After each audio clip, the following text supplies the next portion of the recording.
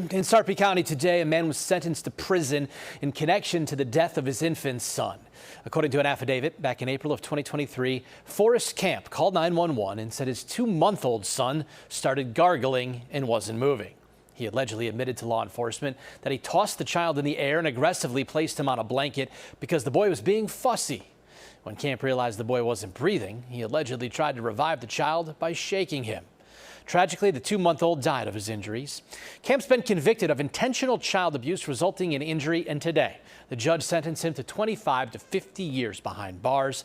He'll have about 3 years taken off his sentence for time served.